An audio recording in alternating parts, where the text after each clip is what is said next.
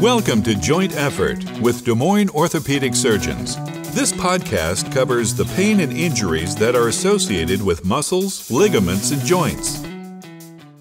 Hello, I'm Baron Bremner, and welcome back to another episode of Joint Effort. Today I've got Brock Reiter, who's a hand and upper extremity surgeon here at DMOS with me. Welcome. Thank you. Thanks for having me. Why don't you give us some background first? Where did you grow up? I think you're from Iowa, correct? Yes, I'm up from the Cedar Valley area. So I grew up in a small town near Waterloo, Cedar Falls area called LaPorte City. Went to high school there and then went to Iowa State for undergrad. Okay. What's LaPorte City's, whole deal? It's kind of sounds like a French name or something. Were there French settlers? Do you know what the background is on that? The guy who settled the town was from LaPorte, Indiana, and then he moved to Iowa and decided he would just start a town called LaPorte City. So that's a lackluster story. Right. I know. So Iowa State then, and then you did medical school and ortho training. Orthopedics where? I went to Chicago Medical School for medical school, so I was in Chicago for 4 years, and then did residency and fellowship both in Indianapolis at Indiana University for residency, and then the Indiana Hand and Shoulder Center for hand and upper extremity fellowship. When did you know that you were going to specialize in the upper extremity?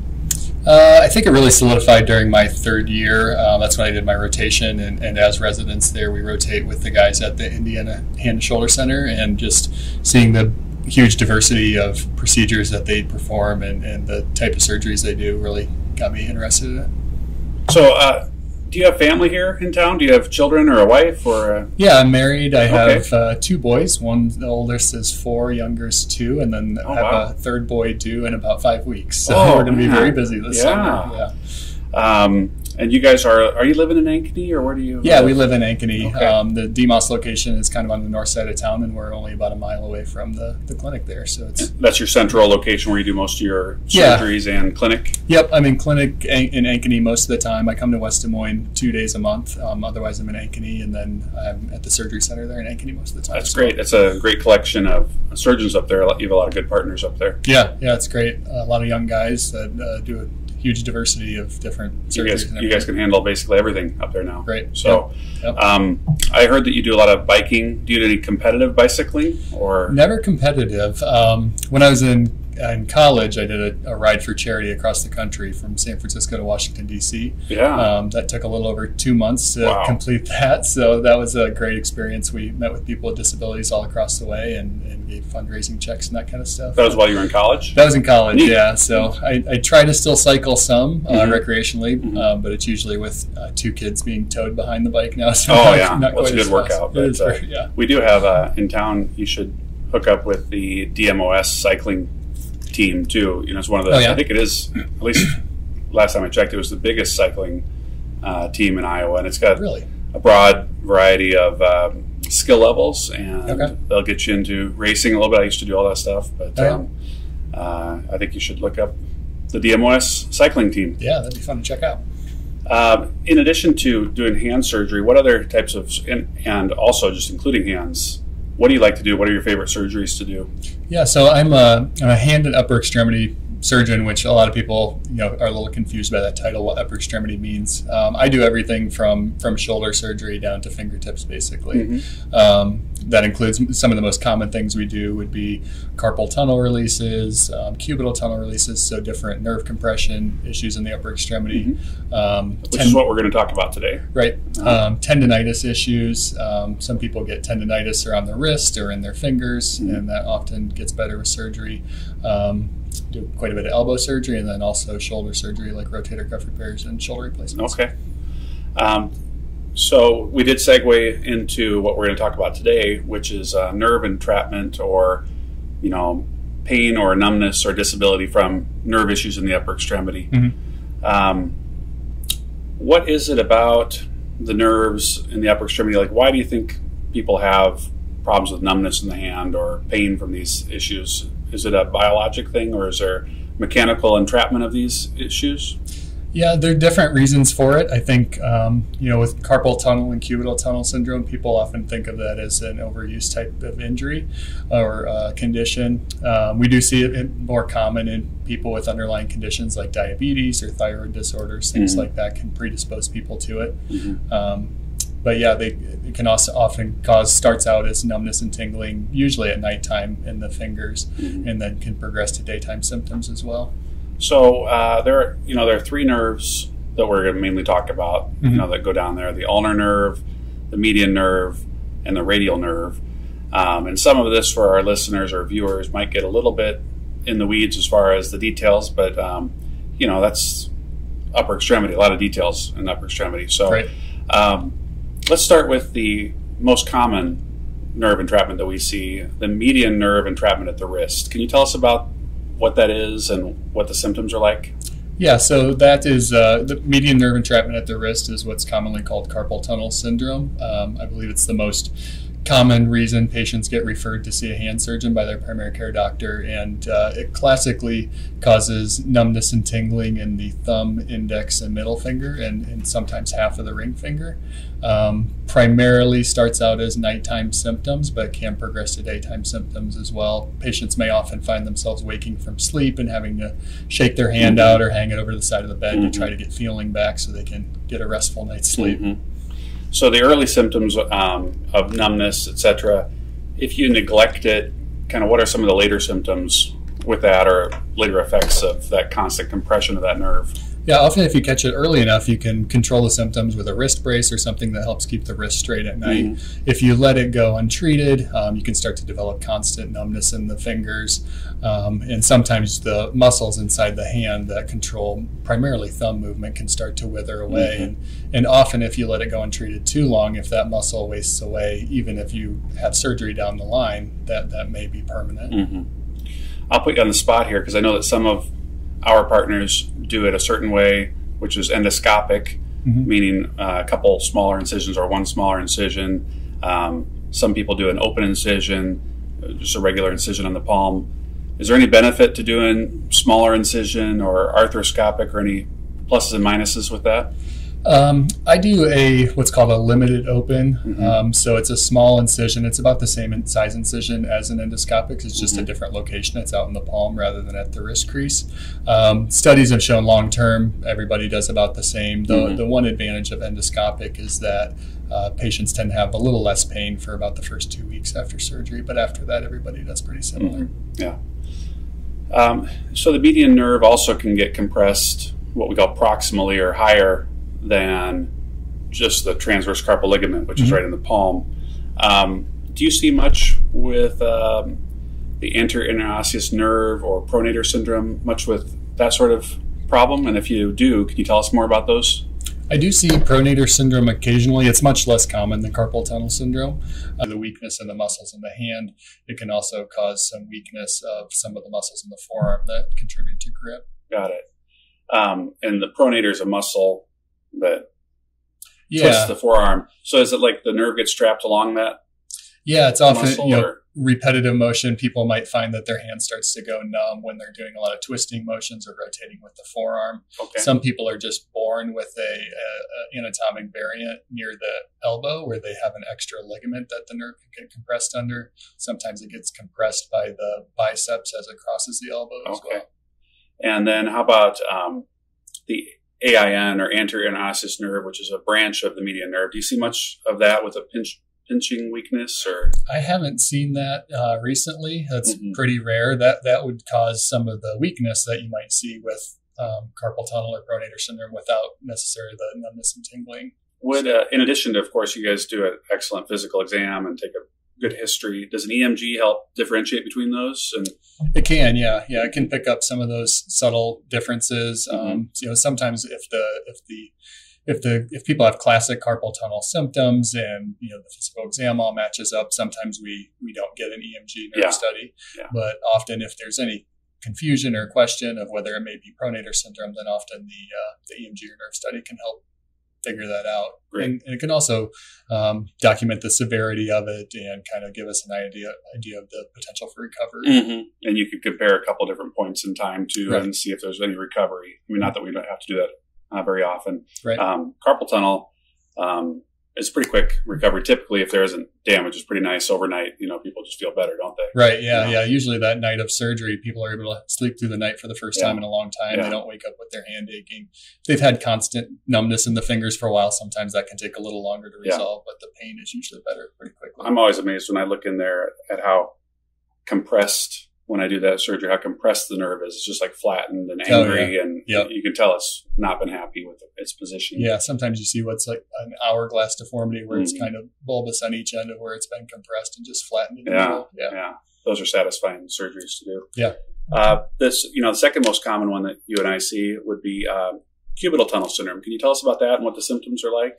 Yeah, so cubital tunnel syndrome. So with carpal tunnel syndrome, it's usually the thumb, index, and middle finger and half of the ring finger. And then with cubital tunnel syndrome, that innervates the small finger and the other half of the ring finger. So often those patients will get numbness and tingling in the small and ring fingers.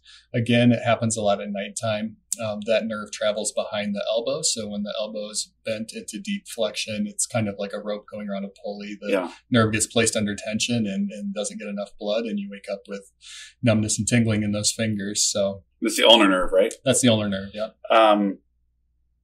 So what do you do as far as like, I know at nighttime we tell people to wear like a splint in front of their elbow, right? Or like a volleyball knee pad or something turned around. Yeah. Just to keep, you don't want to be in that hyperflexed position, sleeping like we all do. Yeah. What do you do during the daytime for trying to prevent those symptoms? During the day, often we use the same elbow pad that they wear at night. You know, you wear it in the front of the elbow to try to prevent the elbow from bending too deeply at night. And then during the daytime, you can wear it on the backside of the elbow just to give the elbow, the nerve some cushioning. If you're resting it on hard surfaces, often that can cause symptoms. I've had some patients who are resting on either the car all the time, the window, or the console, they get that. So that's pretty common. I actually had cubital tunnel myself. I woke up one morning in med school and my small finger was numb, and it was that way for about 8 months. I ended up having to have surgery. Wow. I'm all better now. So success story. Well, that might be why you went into upper extremity. That's right. Yep.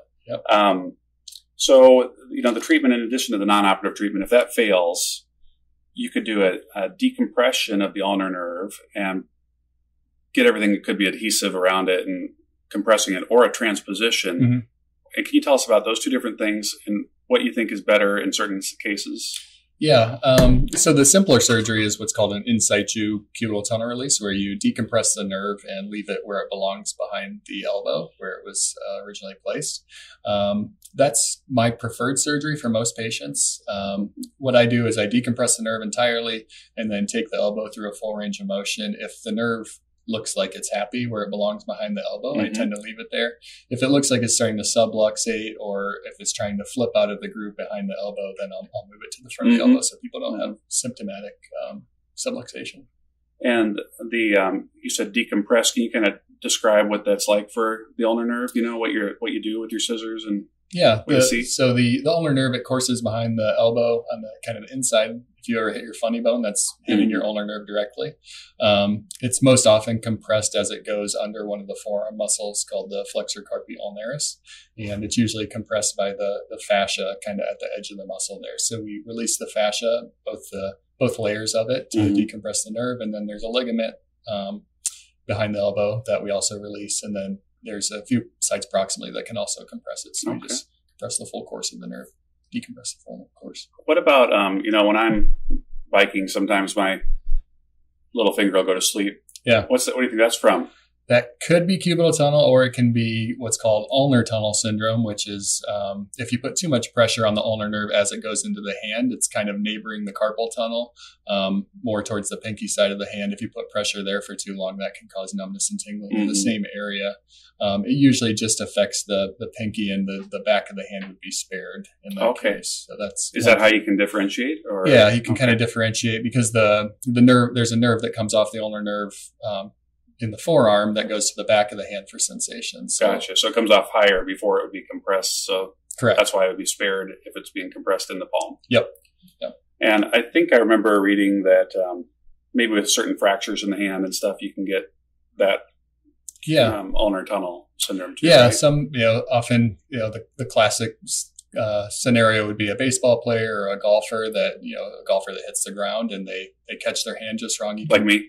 Yeah. You can break a piece of bone in the hand called the hamate. You can break this, it's called the hook of a hamate, and that can irritate the ulnar nerve and cause that. Now, I don't really see the next etiology, or maybe I see it and I don't recognize it, which could happen, because I do see a lot of people with tennis elbow or lateral epicondylitis. Right. That's a real chronic problem with a lot of my people my age. Do you see a lot of posterior interosseous nerve or radial tunnel issues? I do see quite a bit of it, and a lot of times it's in patients with tennis elbow that they are coexist in quite a few patients. Well, they'll have both lateral elbow pain and then also this kind of deep aching pain in the forearm that kind of radiates down. So that's irritation of the posterior interosseous nerve as it goes through the radial tunnel. And fortunately, both of those problems often get better with therapy and don't usually need any surgery, but occasionally they do. Do you see much weakness with the PIN injury? No, it's, with that one specifically, it's usually just painful. Okay. And if you did have to do a diagnostic injection or anything like that, how do you figure out where to put an injection around the PIN or around the radial nerve, or how do you do that? You just go through the brachioradialis if you're going to inject for PIN syndrome, and that can be both diagnostic and therapeutic. If you inject in the numbing medicine, the local anesthetic makes their pain go away. You've kind of made the diagnosis, and if you have some cortisone mixed in there, that can often give long-lasting relief. But so if you see people that might have a combination of tennis elbow and this nerve entrapment, you would definitely do a lot of physical therapy. I usually refer them to the hand therapist, and that's one of the benefits here at DEMOS. We have our own hand therapists that we work very closely with. They often will walk over to my clinic to get my thoughts on a patient, and we work very closely with them. But yes, with tennis elbow, they're very successful, and same with radial tunnel syndrome. My therapist, I've sent her quite a few patients with radial tunnel syndrome. She says she can make most of them better after 2 to 3 treatments. So she's pretty good with it. There's also so those are kind of the nerve entrapments that we see pretty commonly. It's a tough diagnosis sometimes. There are some other things that can cause symptoms like this. One thing would be neuropathy. Can you tell us a little bit about neuropathy and how you see those patients? Yeah, some patients will present with if they don't have classic symptoms that follow an anatomic nerve distribution, like if it's not just in the thumb, index, or middle finger, or if it's not just in the small finger, if it's more like the fingertips, often, for different reasons, people can get neuropathy. The most common would be diabetic neuropathy from longstanding diabetes. Usually that begins in the fingertips and then starts to move proximally and as it gets worse, and often involves both hands and feet as well. They're really surprised when I tell them that they could have pain. They say, my neck isn't that painful. It's a little stiff maybe, but how does that work? Yeah, we see lots of patients that come in, they get referred for, their primary care doctor thinks they have carpal tunnel syndrome, but sometimes the symptoms don't match up, or what they're describing, if they feel like their pain's coming all the way down their arm, often they can have a cervical radiculopathy where a nerve is pinched in the neck. And, a good thorough examination, checking their neck range of motion, putting pressure on their neck and seeing if that reproduces their symptoms can help tease that out as well. Also, you could have both things too. You can have a neck problem and a peripheral nerve problem, which can make it even harder to treat. Right. Yeah. We see quite a few patients like that. They'll come in with a nerve study that shows they have carpal tunnel syndrome, but again, they have pain that radiates all the way down the arm. And usually in that case, we try to treat the carpal tunnel syndrome first and see how much relief they get from that, since that's a much simpler surgery than having a neck surgery. Yeah. How long does a carpal tunnel surgery take? About 7 minutes usually. Yeah, exactly. Also, one thing that I still am not super comfortable with figuring out in clinic is thoracic outlet syndrome. It's just really hard to figure that out. Can you tell us a little bit about what we mean by that and what you look for? Yeah, that can be can be a confusing clinical picture sometimes. Patients will often get symptoms when their arm's in a specific position. They'll feel just kind of like a dead feeling in their arm. It can be caused by a variety of issues. Some people have an extra rib that can compress the nerves as they transition from the neck into the arm and cause weakness or numbness or tingling or pain. And treatment for that would be? I haven't treated somebody for thoracic outlet syndrome.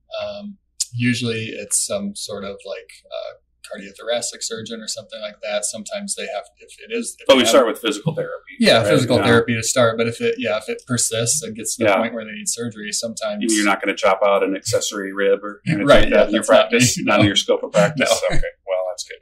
Yeah. Well, we've gone through a lot of different things. It's amazing, and I love the anatomy. When you were in medical school and residency, it was so much fun to trace out the anatomy of this and figure out all these different places and get into the minutia of which little bands of tissue can cause, because it's pretty reproducible on, cadavers and patients, which little area can compress the nerves. And so it's pretty satisfying, I imagine, for you to go in and find these things and fix them. Yeah. We've gone through all the different nerves that I can think of and talked about some of the outliers so that, people can know that we don't focus just in on the peripheral nerves, but we have to look at the central areas too. Right. Well, we're really happy to have you here in Des Moines. Appreciate it. Where is your wife from? She is from pretty close to where I am, Jessup, Iowa. So that's about 20 miles from the port city. Do you guys still have family in town that you? We do. We both grew up on farms, so our family they've been there for generations, and they will be. So really, yeah. Oh wow, great. Yep. So you get a chance to get back and see them pretty often. Yeah. That was one of our big draws to coming back to Iowa, especially with young kids, getting closer to family to spend more time with them, so the kids can be around the grandparents more. Gotcha. Her brother and sister-in-law and their kids live in the area here too. So great. We get together with them sometimes. Well, awesome. You're a great addition to our group here. And if people want to see you, they can call the main number and go up to Ankeny and see you in clinic. Yeah. Thanks for coming in. That's great. Thanks for having me. Thanks for listening to Joint Effort, a podcast from Des Moines Orthopedic Surgeons. If you have questions about this podcast and wish to schedule an appointment with a surgeon, call 515-224-1414 or visit dmos.com.